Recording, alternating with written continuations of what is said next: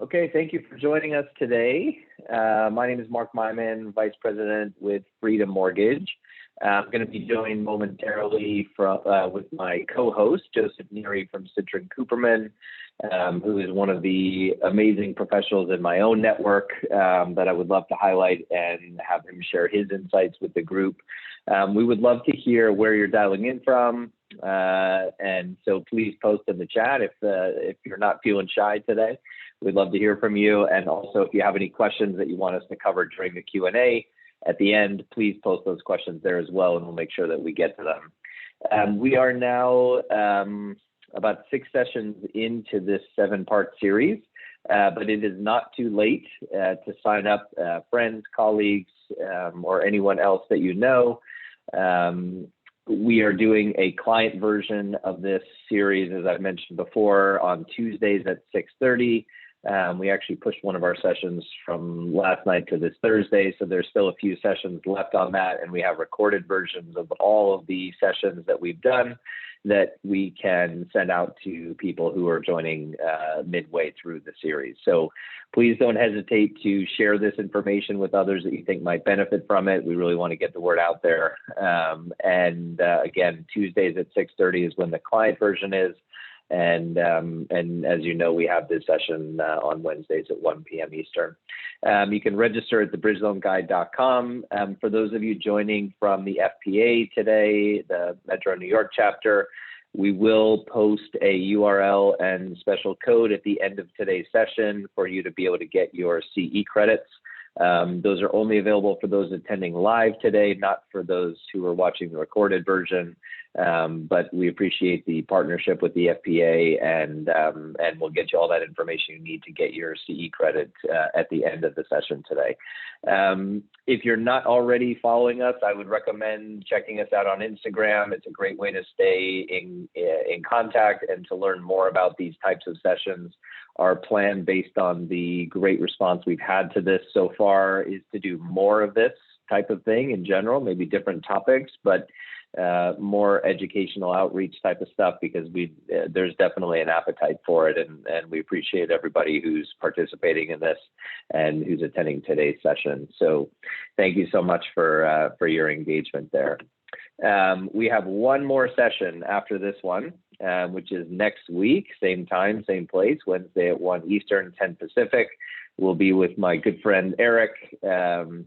We'll be talking in more detail, even though we'll touch on it today, about how to effectively execute a 1031 exchange and all of the different details about that. So really looking forward to that session as well. You'll see a little bit of overlap with today's session, but we're going to leave the majority of those details to next week. So that being said, I'm going to stop sharing my screen and invite Joe Neary to join us on the screen. Hello, Joe. How are you? Hey, Mark. How's it going? Doing well. Very good. Very good. Thank you. Thanks for joining us today. So maybe just to start, if you don't mind, just give us a little background on yourself and Citron Cooperman.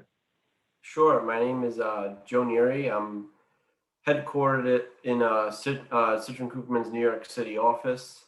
I'm a tax director with Citron. Citron Cooperman is a top 25 accounting firm. We have offices up and down the East Coast, and now on the West Coast, we got a couple of offices in California.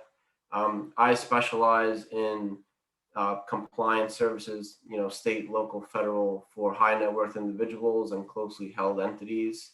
And many of my clients have investments in real estate. That's great, and I'm one of them. as you know, we've been very transparent in this whole series about learning from my mistakes and maybe a few good things that I've done, as well as highlighting a lot of the professionals that are in my own network to try to save people the trouble of having to weed through the bad ones out there. So I appreciate you joining us.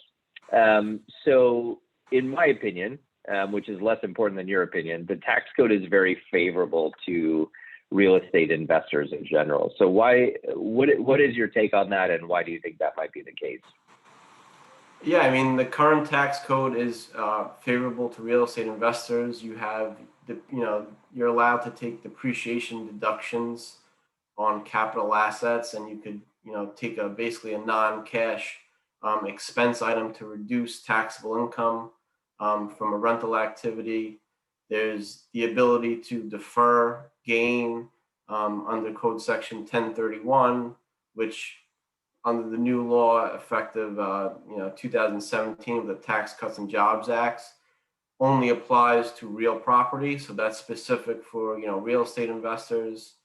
And there are also other deductions and availability for real estate professionals, which I think we'll get into later on, where you could possibly convert passive losses to non-passive losses to actually get some of that benefit currently rather than deferring.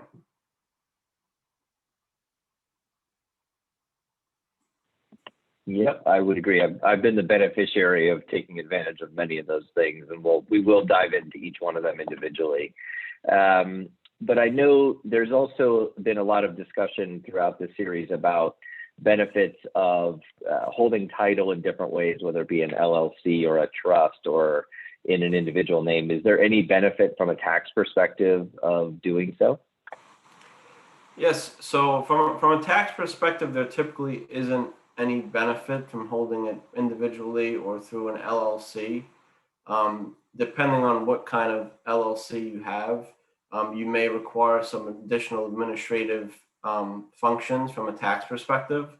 So commonly we see single member LLCs, which any LLC, which is a single member, typically only gets reported directly on your personal tax return, which would be the case as if you own the property personally. When you have multi-member LLCs, which is considered a partnership, um, you would likely need to file a partnership return to basically report the activity from that rental property. So the taxation is very similar. It's just um, maybe some added, administrative cost to preparing a partnership return if you have a multi-member LLC. Yeah, that's definitely something you want to be mindful of. And we talk a lot about knowing these things up front, which is why we're doing this series in general. Because if you don't build those costs into your model and you're looking at an investment, whether it be a flip or an ongoing rental, that's an expense that you need to include. If you're going to have to file separate tax returns, obviously, I'm sure most accountants aren't out there to do this pro bono, so they're going to charge you to produce those reports. So you have to make sure that you plan for that. Now, you kind of touched on this briefly, but let's say you have a client who has a loss on the rental income specifically. We'll talk about selling the property as a separate item. But just as far as ongoing rentals, which is how I personally have chosen to do my real estate investments for the most part. So if you have a loss, let's say using depreciation or whatever it may be, how does that potentially impact what taxes you might pay on other sources of income?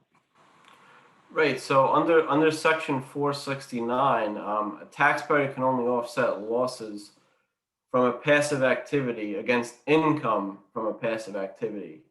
So a passive activity is generally a trade or business which a taxpayer does not materially participate, and any rental activity is is categorized as a passive activity, depending on, we'll get into material participation in real estate professional, but for the most part, real estate investors, any rental activity would be classified as a passive activity. So any loss generated from that activity would be suspended until there's either passive income from another activity or there's passive income from that activity, in the future years, or when that activity is, eventually disposed of.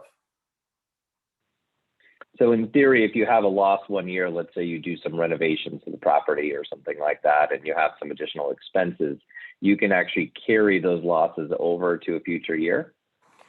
Correct. So it would help to reduce the taxable income for the current year. So the likelihood is, in any event, you could have a positive cash flow, but for tax purposes, you have an overall loss.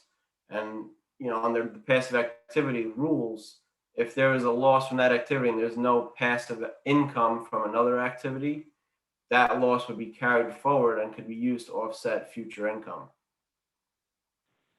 Got it. Okay.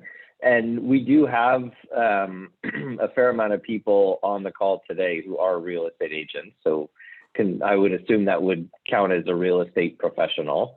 So if they're doing their own investing, how would that affect them in particular?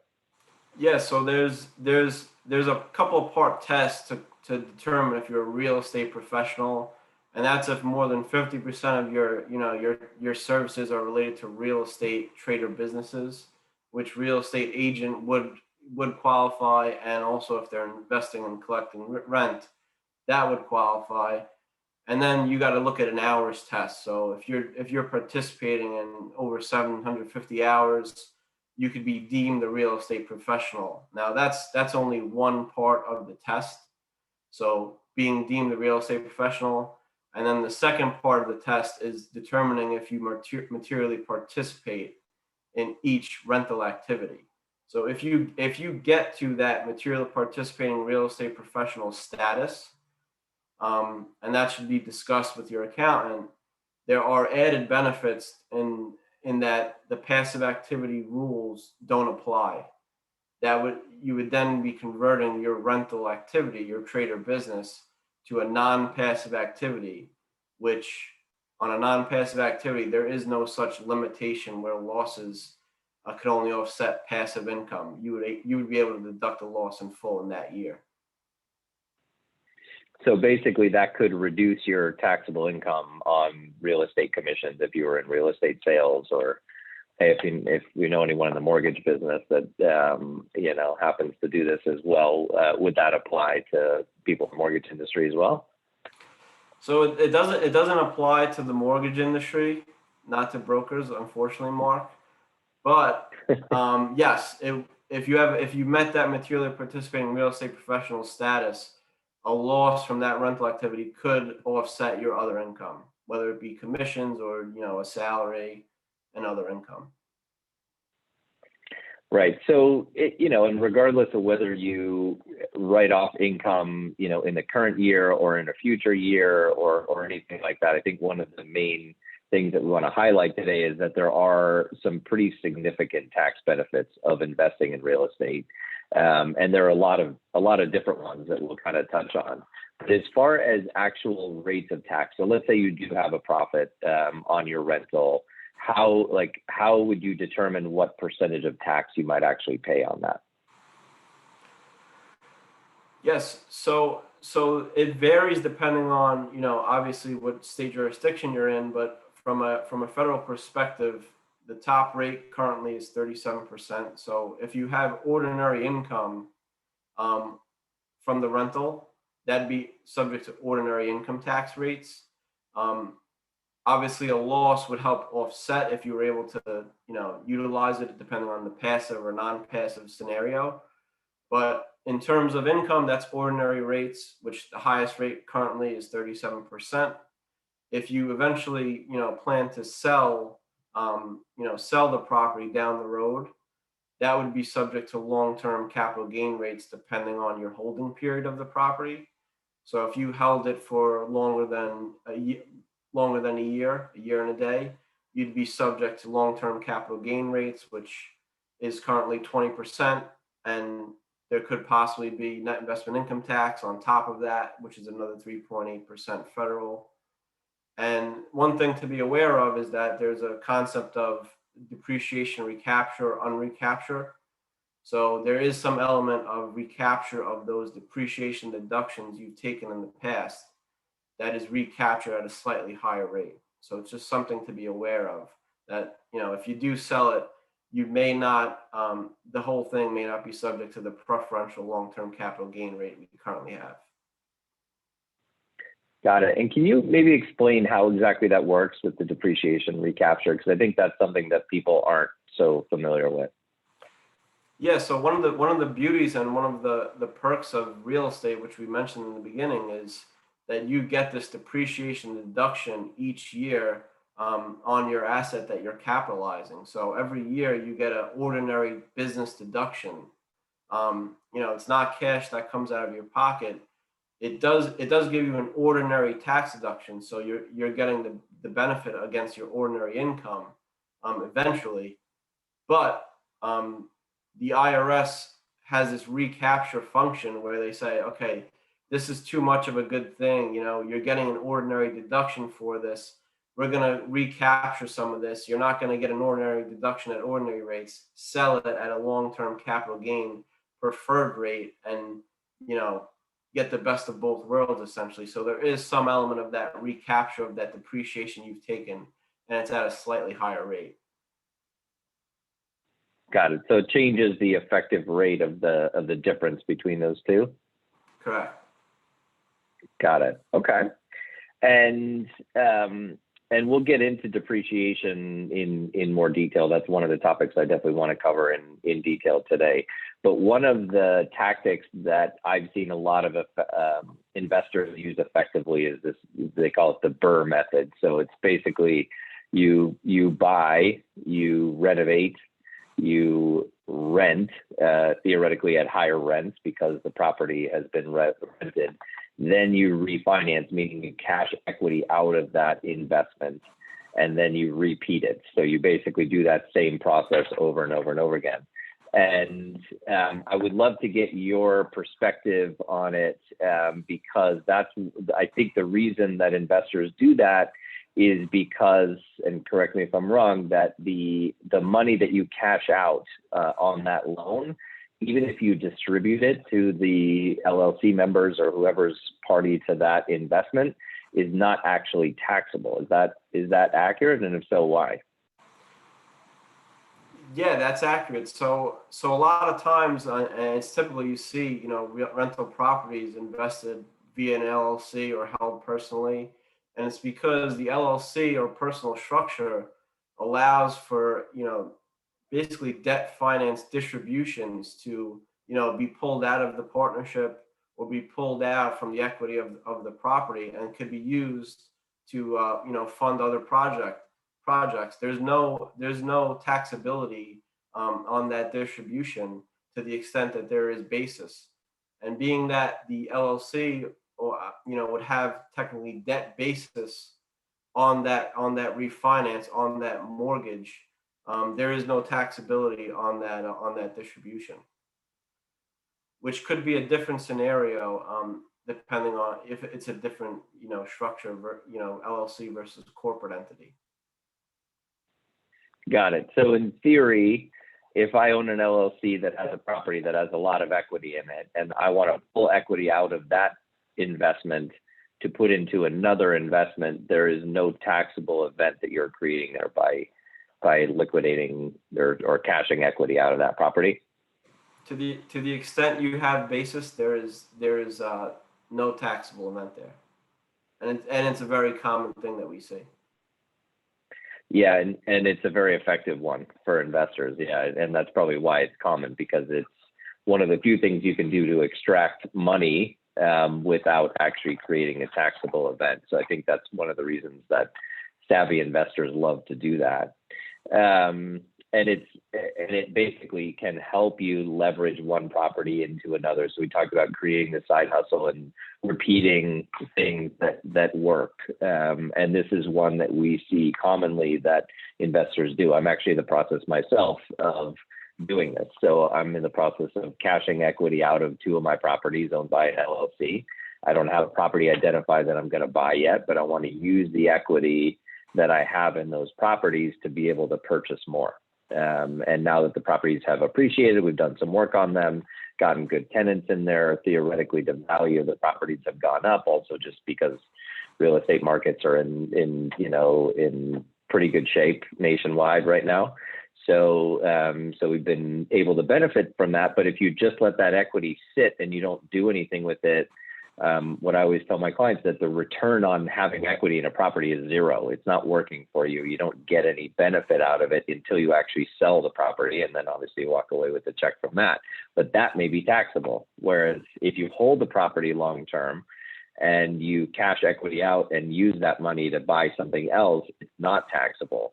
So it's almost a dissuading element of actually not wanting to sell the real estate, because it could theoretically trigger some sort of taxable event if you sell it. But if you cash money out, then you might not trigger the taxable event. Granted, you may do a 1031 exchange, which we'll talk about, but it's a really effective tool. And one of the other elements that kind of inspired me to do this series in general was, not to rehash the same story over and over, but my grandfather invested in properties probably close to 100 years ago that are still in the family. He's long since passed, 30 plus years. But maybe you can talk about how the tax code works if you pass those properties, or the entity that owns those properties, onto future generations, either through an estate or through any other means. How does that affect the taxes? Yeah, so the concept of, step up in basis is still around. Currently, we don't know what's going to happen, and I say currently because just last week there was the American Families Plan, which was proposed, and a lot of the concepts and talking points we're having now is subject to change and could likely change. We don't know what to what extent, but one topic that's being talked about is the step up in basis, which essentially is when you inherit property. Those that inherit get a step up in basis on the decedent's date of death, whatever the fair market value of that property is on the date of death. The individuals who inherit that property get a step up. So there's a lot of factors that benefit people inheriting that property, because you get something called a step up in basis, which increases the value of that property. If you're looking to maintain the property, it can entitle you to additional depreciation deductions. Also, if you plan to sell that property, you could have little to no gain if you inherit that property, get a stepped up basis, and sell it the next day. The likelihood that you pay any tax is minimal. The other thing is, if you inherit that property, you could hold it, let it grow, appreciate more, and then you have the benefit of 1031 to further defer that gain down the road to the next generation and the next generation. So there's a lot of positives. The other positive is that the likelihood that property's, the mortgage has been paid, there's no debt on those older properties, is there, and it's just generating cash flow each and every month, which is passive income. Yeah, and I think people are hopefully starting to see how beneficial the tax code is for real estate investors, because you could basically defer these gains indefinitely, right? If you pass them on from one generation to the next, and so on and so on, and you keep that real estate in the family, so to speak, you might never pay taxes on it. And if you do a 1031 exchange, you might use it to buy other properties, or if you cash equity out and distribute it to the people who inherited it, again, potentially no taxable event there, which is pretty incredible, because you are making money off of these things, but potentially not having to pay taxes on it, which is not illegal for those listening. It's perfectly within the IRS tax code, which, I'm sure they spend a lot of time putting together, but it just goes to show how friendly the tax code is for real estate investors. And when you combine all these different factors, it makes it a really great investment, in my opinion, and a great way to build a side hustle and to also create a bit of a legacy with your family. That's what inspired me to do this whole series was what my grandfather did, and I never actually talked to him about it because I was young at the time when he passed, and didn't really understand what he had done, or maybe even realize. I just knew he had a couple of buildings that, to make money in the summers, I would paint them for him. But it's a pretty powerful thing. So I want to move on to talk a little bit more in depth about depreciation.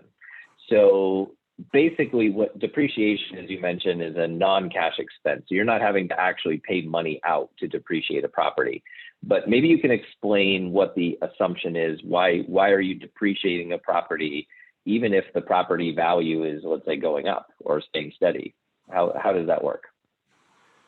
Yeah, so depreciation starts when you place that asset in service, and typically, um, the concept behind it is that you're getting some sort of use out of that property, and over time, there is some element of wear and tear, and salvage value to that asset. So they're giving you this deduction each year. Now it gives you the ordinary deduction, which I mentioned, but also reduces your basis. So essentially, you're increasing your gain, but you're taking an ordinary deduction on it. Now, residential properties depreciate over 27 and a half years. Commercial properties depreciate over 39 years. So every year you have an improvement or a repair, which is common when you rent property. There's need for repairs, need for improvements, years down the line, depending on how long you hold the property. But these are all items that could be capitalized and are deducted in the form of depreciation. So it's basically the time that the IRS has set, which that property is being utilized. Right. So it's basically a depreciation of the elements of the house, like the physical elements of the house, like the roof or the carpeting or whatever it may be. But you're not actually paying money out. It's really just a write-off more so than an expense.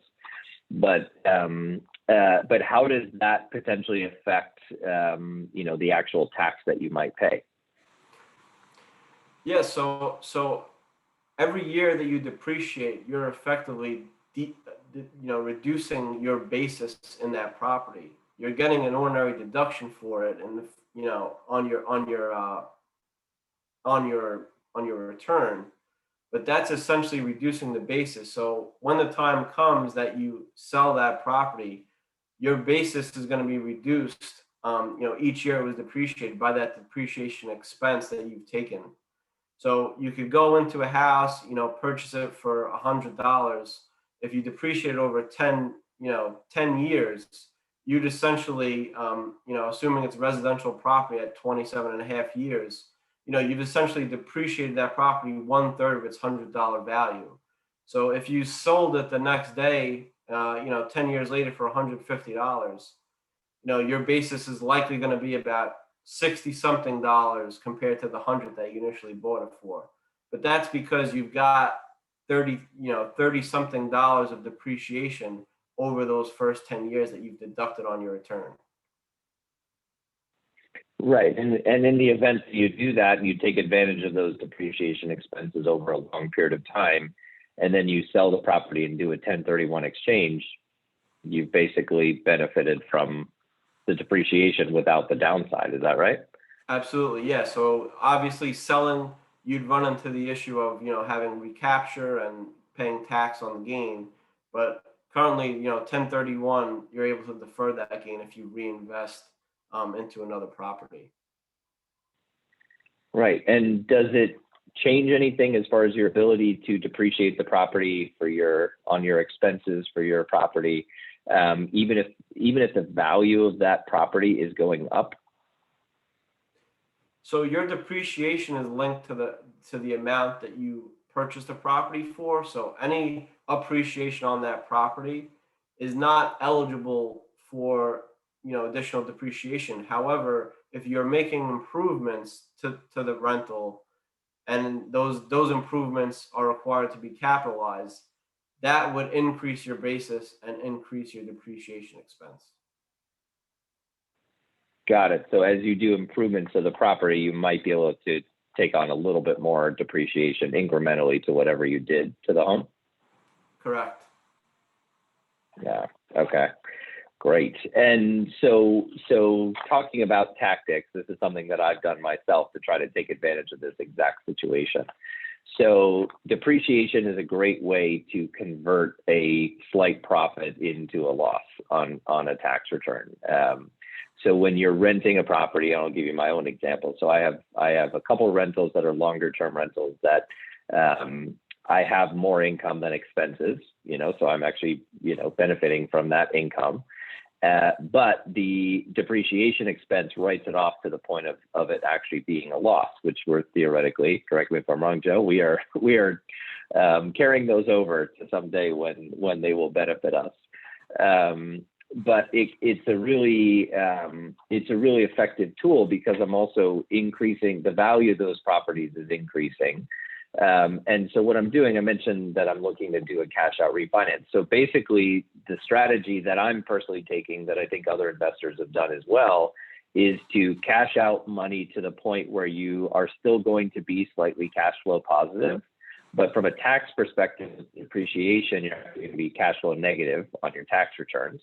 But then using that money to leverage it into other properties where you do the same thing. So I'm basically leveraging just to the point where my income is going to be slightly greater, let's just say, than my expense, so that I'm not paying taxes on that rental income, but I'm cashing out to the point where I can have enough money to either acquire the next property or do additional repairs or anything like that. So it's a matter of, from an investment standpoint, really using the debt side of the balance sheet, so to speak, to your advantage, and the tax codes as well. And this is just something that I wanted to highlight as something that I'm actively doing right now, to cash that equity out of those two properties to be able to do this. But I'm only cashing out to the point where I'm going to be just cash flow positive enough to where my depreciation expense is going to make that income non-taxable. So it's a slight strategy that, that I think investors can use when they really understand how the tax code works and how to work within it, but to also use it to your advantage as a potential tax shelter. So I just want to share that personal tidbit about what I'm doing personally. So let's shift a little bit, and I don't want to cover too much on this topic because our next session is all about the details of a 1031 exchange. But I think from a tax perspective, maybe you can just explain how it works and what the real basics are. Yeah, so 1031s was a provision in the tax code that allows you to defer gain on a sale of real property. So now that only applies to real estate as of December of 2017, when the Tax Cuts and Jobs Act was passed. So it's been a real benefit to the real estate industry specific for the past past couple of years, specifically to real estate. Now, how it works is if you sell an investment property, a rental property, you need to reinvest the full amount of the proceeds into a new rental property, to defer the full amount of any gain generated on that sale of the relinquished property.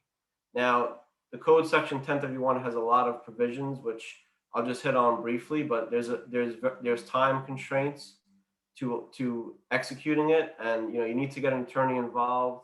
You need an intermediary. You need to work closely with your accountant. There's a lot of things involved to properly document the 1031, and it's been a big ticket item of audit for the IRS, and especially state and local jurisdictions for individuals that are selling properties doing 1031s. They're actually asking for the documentation behind it. And some of those things that they're looking for are proper documentation of, there's a 45-day requirement to identify replacement property when you sell the relinquished property. So that's got to be documented. And then the other time constraint is not only do you have to identify properties within 45 days, you have to close on that replacement property within 180 days on your date of sale of the relinquished property. So there are a lot of time constraints. There's a lot of documentation needed, and you need to have your attorney, your intermediary, and your accountant all on board that are familiar with how these transactions work. Right, and this is a way that people create that sort of generational wealth or legacy or whatever you want to call it, where they can pass properties down to other generations and potentially just defer the gains somewhat indefinitely, to where you may sell a property, buy another one, as long as you're reinvesting it and you're following all the rules of the 1031 exchange and you have the right advisors that are guiding you through that. You might theoretically quote unquote, never pay taxes on the gains of the sale of real estate. Is that correct? Yeah, absolutely. Now I'm going to caveat that by saying, last week with the American Families Plan, there is discussions about eliminating or partially reducing the benefits of 1031. So you'll probably see that a lot of that in the news leading up to the end of the year, but it's something that all, real estate investors should be aware of, because that could significantly change, change the industry going forward. Yeah, there's definitely some talk of new modifications to the way that things have been done. So you got to make sure you stay up to date on those things as an investor. It's definitely important to know, because if the laws change, you may have to change your strategies as well. Now, comparing real estate to other types of investments, do you know of any other, like, anything similar to a 1031 exchange for, let's say, if you buy stocks, right, or bonds, and you sell those stocks or bonds 10, 20, 30 years later? Are there any tax shelters for when you sell those investments, or is it specifically for real estate? I mean, the big one that most people know of is the 1031 exchange, which obviously only applies to real estate now. There is a code section 1045 that you can exclude exclude the gain, or defer the gain, I should say, on sale of small business stock.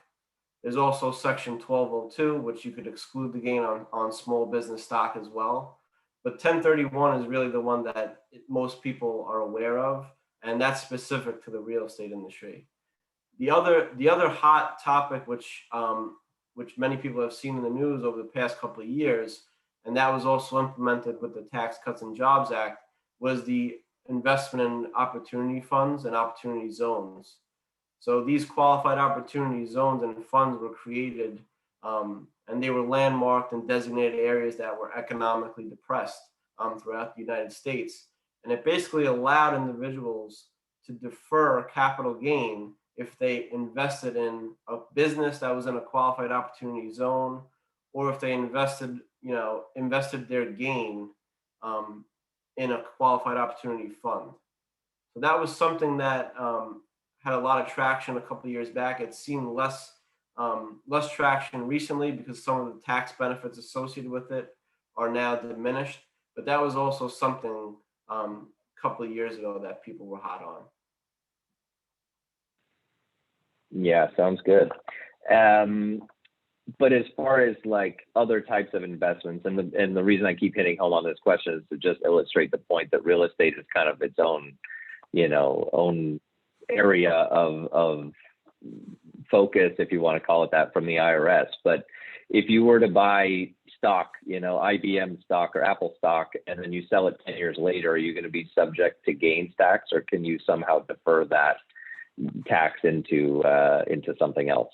No, there's really nothing in place that that benefits or defers the gain in that scenario. There are other tax planning strategies, but there's nothing like 1031 available for anything else. Great. Exactly my point. You answered how I was somewhat of a leading question, I'll admit, but it just goes to show you how powerful it is, when you're working within the tax code and making sure that, that you're doing the things that you need to do to take advantage of how things work, and understanding and having the right partners. And that, I wanted to transition into that a little bit. So we've talked a lot about building your team and how important that is. We've talked to an attorney, a financial advisor, insurance agents, and yourself, and other investors that you can get ideas from. And I want to talk specifically on the tax end. How would you recommend, if somebody's going out there, other than just taking my advice and everyone coming to you, which I think would be great? We will put your contact information up at the end, so if people want to connect with you, they'll be able to. But how would you recommend someone who is a relatively novice investor determine how to choose the right accountant that has the right qualifications to guide them through these things? Yeah, I think in terms of referrals and people that have actually done this type of investing can recommend professionals who they've worked with that are familiar in the area, that could guide them and educate them on the different nuances of what's involved with the tax code, the treatment of what they're planning to do. And I think the education is probably the number one thing that you know getting educated in this area, if you're interested, and planning is probably the number one thing to help people save money in taxes, because a lot of these deferral strategies and concepts with respect to the rental industry requires timing, and there's strict guidelines in terms of when things need to be done, and documentation and filing of different forms. So it's important to get yourself lined up with someone who's familiar with these type of transactions, and could help you and guide you through and educate you on the different scenarios. It's very important. And one of the other topics that actually was brought up by a panelist on one of the first sessions, when we had a couple of real estate advisors on the call with us, was them talking about how you don't want to shortchange or choose your advisors based on cost, because the value of the advice is so incredibly important that you could go to H&R Block, for example, which is like on the mortgage side, it's like the whole Rocket Mortgage thing where you push button, get mortgage, but you get no advice. You get zero advice. It's basically, you might as well do your tax returns yourself. And same thing with mortgages. But we found, and I found personally, that if you, as an investor who is sort of predisposed to trying to reduce cost to increase profit, right? That's why we're doing this. But the thing you don't want to shortchange on is the professionals that are advising you. Because one, as we've kind of highlighted throughout this series, one bad mistake can kill the whole investment, whether it's, making the wrong move from a financial planning perspective. Maybe you buy before you're really financially ready, or insurance, you don't have the proper insurance, or you don't know some of the nuances of what changes you might need to make to your insurance over time. Taxation, understanding the current tax code. From a legal perspective, it could be from understanding the local laws as they relate to tenant-landlord issues.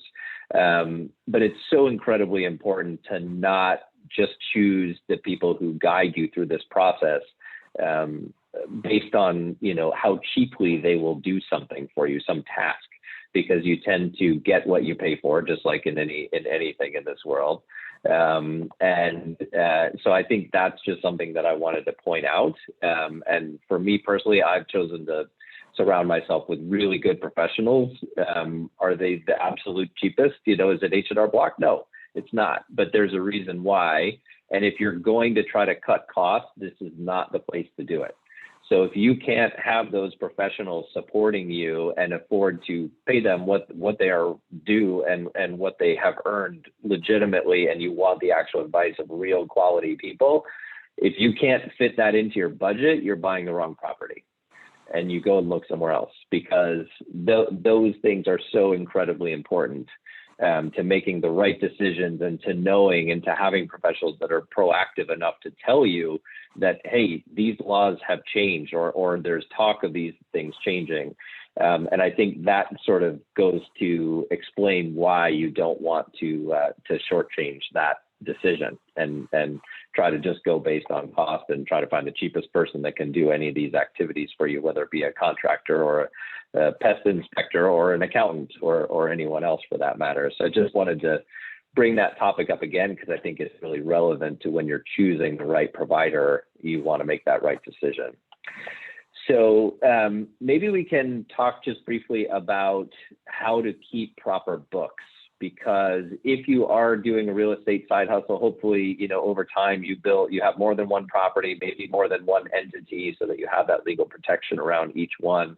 How would you recommend for somebody who's either getting started or just has, a handful of properties, to be able to keep their books clean, so that when they come to you, for example, to file tax returns, it makes everyone's lives easier?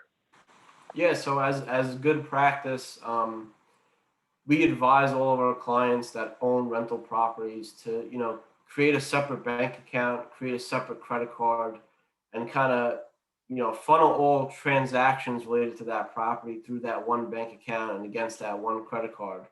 Because what is very difficult for us, and probably very difficult for investors, and is to try to recreate what was done in the prior year. So a lot of times we see individual investors come to us, and it takes them a little bit of time to kind of go through their documents of what transpired in the prior year, when they're giving us their documents in March of the following year to kind of get their return done.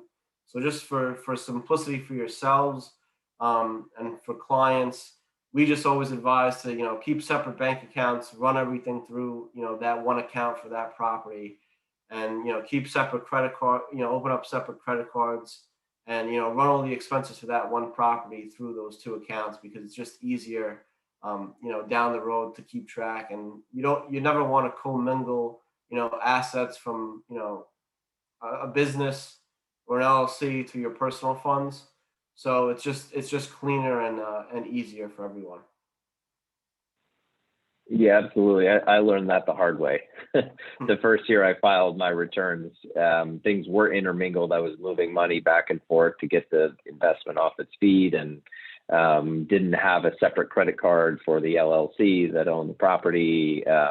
And it took me a lot longer to prepare those tax returns, and probably, in all fairness, probably cost me a little bit more money because I couldn't provide clean, information, and it's more expensive to file returns if you're not organized, I would imagine.